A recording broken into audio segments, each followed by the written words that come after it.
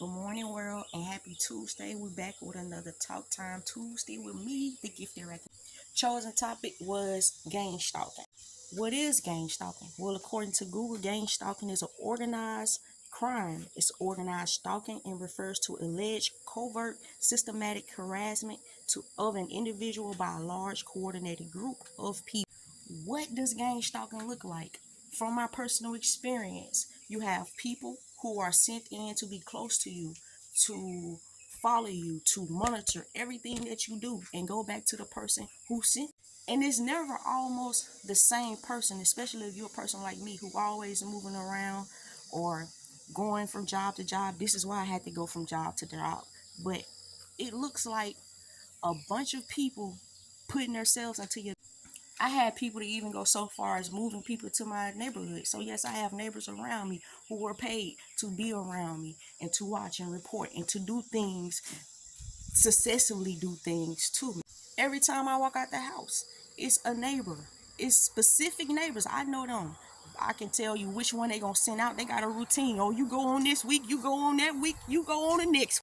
And it is a crime. What do you do about it? According to Google, they say document every event. Now, when you're a person like me who has been going through something like this all your life, everybody in your hood or everybody in your county, the sheriff, all that, they probably already know you before you know. Why? Because these gang stalkers have already put some in their ears. Some of them already put some in their pockets, so they're not gonna do their job. They're gonna make you the target, right? So then the question still remains: what do you do about that? You put your foot on their neck. These people are not invincible. They listen. They bleed blood just like we do. They gotta go home and go to sleep just like we do. And what made me really upset was some of these people were my family members. Of course, how could these people know so much about me if they wasn't sent in by people who were close to me? But what really pissed me off is like people really kept me away from certain friendships and certain job offers and just certain things in my life because of this foolishness. And then they went back home to their wives, their lovely families, their grandchildren, and all that, and thought that shit was gonna be cool. They even sent somebody to sexually assault me. That's how deep gang stalking has got for me. And what has been done about it? Nothing yet.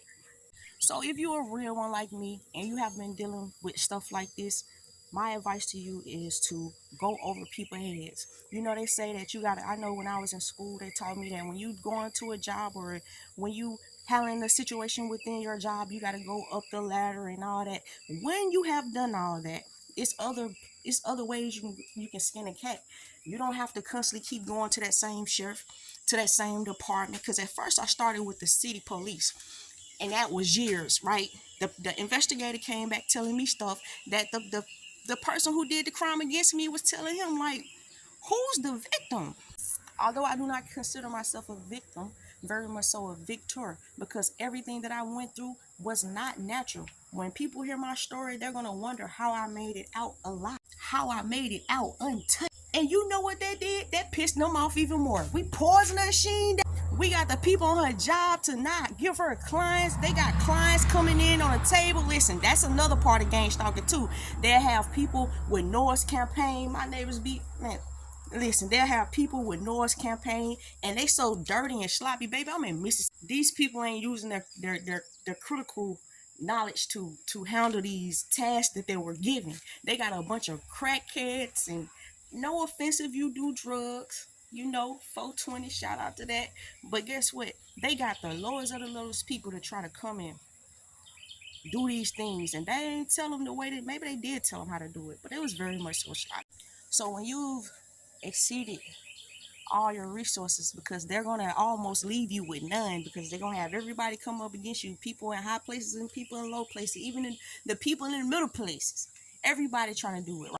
God said when you've done all you can do, just stand.